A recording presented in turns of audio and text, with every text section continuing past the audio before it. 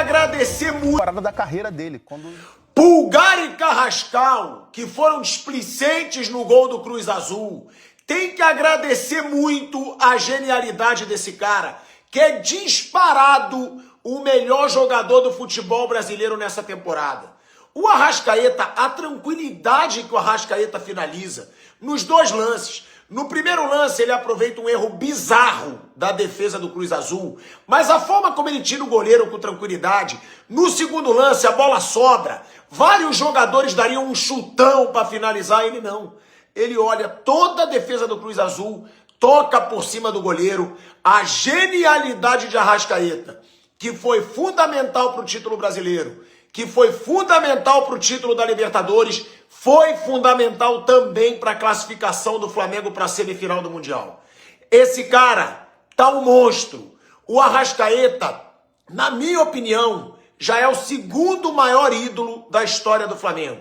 Depois de Zico, Arrascaeta. Porque é um cara tricampeão de Libertadores, tricampeão brasileiro e que em todos os títulos foi decisivo e protagonista.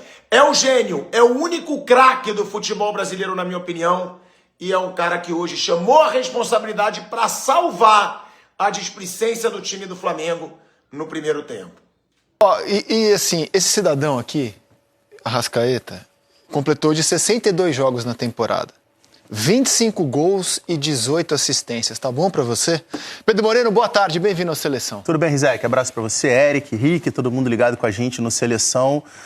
Eu imaginava que fosse ser um jogo difícil pro Flamengo, embora o Flamengo, na minha opinião, fosse favorito, tecnicamente uma equipe melhor, e por isso eu esperava, até pelo aspecto físico, a gente falou muito isso ao longo da semana passada, que o Cruz Azul meio que passou pelo que o Botafogo passou no ano passado, né? De chegar em cima da hora, de ter feito o jogo em cima às vésperas da partida contra o Flamengo. Então eu imaginava que o Flamengo, até por ser uma equipe superior tecnicamente e fisicamente também tivesse melhor, que o Flamengo conseguisse ter uma imposição um pouco maior do que foi durante o jogo. E o primeiro tempo, como o Eric disse, foi um jogo ruim, de maneira geral. Tecnicamente, foi um jogo abaixo do que as duas equipes podem apresentar. O Cruz Azul é um time tecnicamente inferior ao Flamengo, mas é um time mais organizado, do que se mostrou no jogo de hoje. Foi um jogo de muitos erros técnicos. O próprio primeiro gol do Flamengo sai de um erro, assim, grosseiro na saída de bola do zagueiro do Cruz Azul. No segundo tempo, de fato, o Flamengo conseguiu dar uma melhorada, deu uma guinada, e aí a classificação, obviamente, está toda em cima desse cara que é um gênio da bola. E a gente tem um privilégio de acompanhar ele aqui mais uma temporada no futebol brasileiro, né? O melhor jogador do Campeonato Brasileiro, o melhor jogador, na minha opinião, da América do Sul. E assim, eu acho que de certa forma é surpreendente que o Arrascaeta, essa temporada, depois de tantos anos já no Flamengo, que ele faça a melhor temporada da carreira dele. Quando no início da temporada, se a gente for lembrar, a gente discutia se o Arrascaeta já não estava num declínio. E o que a gente viu ao longo da temporada foi exatamente o contrário. Agora a discussão é se o Arrascaeta, se esse é o auge do Arrascaeta. Para onde é que vai o Arrascaeta no ano que vem? Tanto que se empurrou a renovação dele para o fim do ano. Sim, exato. Não foi uma coisa assim, vamos renovar logo, não vamos deixar se estender muito, né? Antes de falar com o Rick, vamos ao vivo a Doha com o Bruno Cortes, que não tinha uma expectativa tão alta assim de ser um grande espetáculo. Cara, eu acho que esse tipo de jogo é muito difícil, vou explicar. Nenhum dos times tem a menor ideia do que vai encontrar. Pega o próximo jogo do Flamengo agora, o Pirâmides. Aí você pesquisa, o Pirâmides é o segundo colocado do campeonato egípcio, não perde a 5 jogos. O que isso quer dizer? Não dá pra saber, cara. E a pressão acaba ficando em cima do time brasileiro. Nesse jogo, principalmente, hoje, um pouco mais, assim, né? Mas como é que você projeta um jogo desse? Quem é melhor? Quem é mais time? Cara, não dá pra saber, só quando você tá em campo, mas então, isso deve gerar uma ansiedade, um receio. Uma coisa é você, como o Felipe, deve ter passado noites vendo os vídeos do Cruz Azul, onde eles atacam, como eles se defendem. Mas quem tá em campo, cara, tem aquele receio, assim, do desconhecido. De você não ter certeza, será que eu posso ir? Será que eu vou tomar uma bola nas costas? Será que o cara ali vai me driblar? Você não disputam os mesmos campeonatos. Aí uma vez por ano tem um jogo e você entra em campo para ver o que é. Eu acho muito difícil, realmente, partidas como essas. Então eu acho assim, naturalmente, o jogo com o Pirâmides também vai ter uma carga dramática, um receio dos dois times se estudando. Uma coisa é você enfrentar o europeu, você já sabe que é pedreira, você conhece os jogadores, você sabe escalar os 11 tranquilamente. Esse tipo de jogo, desses raros encontros entre sul-americanos e times da CONCACAF, ou da África, da Ásia, eu acho complicado mesmo. E tem sido assim na história, né? De 13 para cá, desde que o Corinthians ganhou em 12, de 13 para cá, na metade das vezes o sul-americano não conseguiu chegar na final, ou seja, ele perdeu para times dos Emirados Árabes, do Japão, do Marrocos, do Congo foi antes de 13, do México. Então, assim, eu acho que a gente entra com uma carga mesmo assim, por que a gente vai encontrar? Isso gera uma tensão natural. Para mim, ajuda a explicar o primeiro tempo do Flamengo tão cauteloso assim.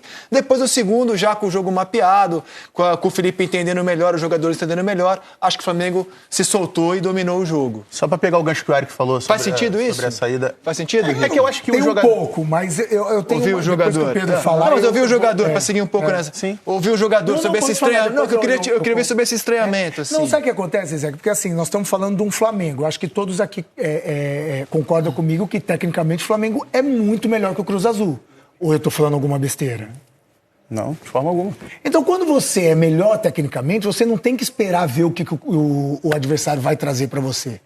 Você tem que acreditar naquilo que você tem de melhor. E eu acho que o Flamengo no primeiro tempo não acreditou. E tá tudo bem, eu tô com você. Tem a ansiedade, tem a pressão, tem a questão da carga de jogos. O Flamengo chegou a 72 jogos na temporada. Então, às vezes, você quer dar um pouquinho de conforto para depois você acelerar. Enfim, tudo tem, mas eu não posso deixar de falar que o Flamengo, com tanta qualidade técnica, vai esperar o Cruz Azul para ver o que vai... Eu acho que, taticamente, o Cruz Azul foi melhor que o Flamengo no primeiro tempo. É isso. A estratégia do Larcamón, ela se sobrepôs ao que o Felipe tinha preparado para o jogo.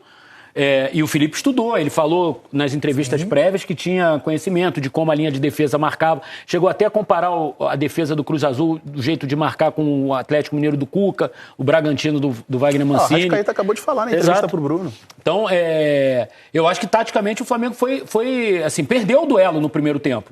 E no segundo tempo, aí o Felipe talvez tenha conseguido mexer. Acho que os jogadores que entraram, isso também ajuda muito, entraram melhor do que os que saíram, né? O Cebolinha fez um jogo melhor que o Samuel Lino, o Plata fez um jogo melhor que o Carrascal. O Samuel Lino jogou muito para trás hoje, esse é o gancho que eu queria pegar.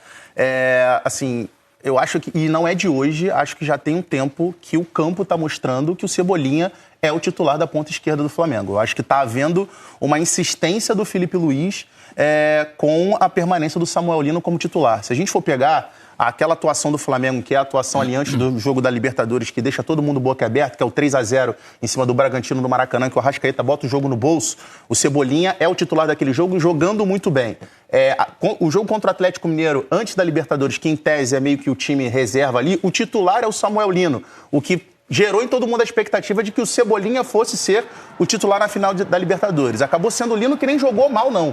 Só que de lá pra cá, o que o campo tem mostrado, o Cebolinha, quando tem entrado, o próprio Fla-Flu, que o Flamengo foi muito mal no primeiro tempo e melhora muito no segundo tempo, também tem a ver com a entrada do Cebolinha. O jogo contra o Sport, que estava enroscado, o Cebolinha entrou, isso, primeiro lance ele participou do gol, ele está com confiança. Não, assim, o campo tem mostrado já há algum tempo que hoje o Cebolinha merece ser o titular da lateral, da ponta esquerda do Flamengo, e acho que o Felipe Luiz tem insistido demais no Samuel Lino. Vamos então, já que o assunto aqui é escalado. Pois é, galera, então esse foi o vídeo aí, e não tem como a gente não destacar, né, a partida do Arrascaeta, a temporada do Arrascaeta, cara, como ele tem sido decisivo para o Flamengo, e mais uma vez ele traz para o Flamengo a sua genialidade, a sua qualidade, o seu talento, fazendo 2 gols que garantem ao Flamengo a semifinal, até agora, do Intercontinental. É incrível como esse cara, a cada ano que passa, ele fica melhor. E essa temporada tem sido algo espetacular, né, para a carreira dele. E o Flamengo que é beneficiado, né? Porque é um cara muito diferente. É um cara que o que ele consegue fazer em campo não é qualquer jogador que faz, né? Embora fosse um jogo que estava em certo momento ali parecendo de que seria mais complicado para o Flamengo, ele aparece e ele decide. Primeiro gol com um erro, né, do zagueiro do Cruz Azul, mas que é totalmente mérito dele, porque ele que aproveita e faz, não é porque o zagueiro erra que o atacante, que o meia, né, que o jogador adversário vai aproveitar e fazer o gol, né? Depende também ali da qualidade dele. E o Arrasca mostrou isso, com muita qualidade, ele tira do goleiro, dribla com muita facilidade, chuta, faz o gol. E o segundo é claramente ali um lance de genialidade, né, onde ele poderia ter dado um chutão, mas ele dá um toquinho por cima de canhota, né, de esquerda, e mostra como é bonito você ver esse cara jogar, como é bonito você ver, né? Talvez se ele desse um chute forte ali, ele pudesse perder aquele gol, né? Mas ele viu que não precisava daquilo, era só dar um toquinho por cima que já seria o suficiente para garantir ali o segundo gol. E isso aconteceu. Então, méritos ao Flamengo, não tem nada ganho ainda. Tem o próximo jogo, né? Contra o Pirâmides no próximo sábado, que vai ser um jogo também difícil. E se passar, aí tem um PSG que, na minha opinião, é o confronto mais complicado, né? Na minha opinião e na de todo mundo, né? E não dá pra gente esperar que o Flamengo seja campeão, né? Eu garanti. Mas o Flamengo vai ter a chance de pelo menos disputar, né? Contra um time da Europa ali, né? Um time que venceu a Champions League. E é sim possível o Flamengo vencer. É muito possível. O que vai pesar muito, né? Justamente é a temporada do Flamengo, né? O cansaço, né? Desgaste, muito mais. Para mim o que vai pesar muito é isso. Porque pela qualidade do Flamengo, o Flamengo tinha sim capacidade, né, de fazer um bom jogo e vencer, né? Estando todo mundo bem, tinha capacidade. Mas dessa forma, assim, eu não sei como que vai chegar lá, né? Mas assim, tem briga, cara, tem briga. Então a gente vai ficar na expectativa, né, para ver o jogo contra o Pirâmide. Se passar, aí na próxima semana teremos Flamengo e PSG, que confronto, hein?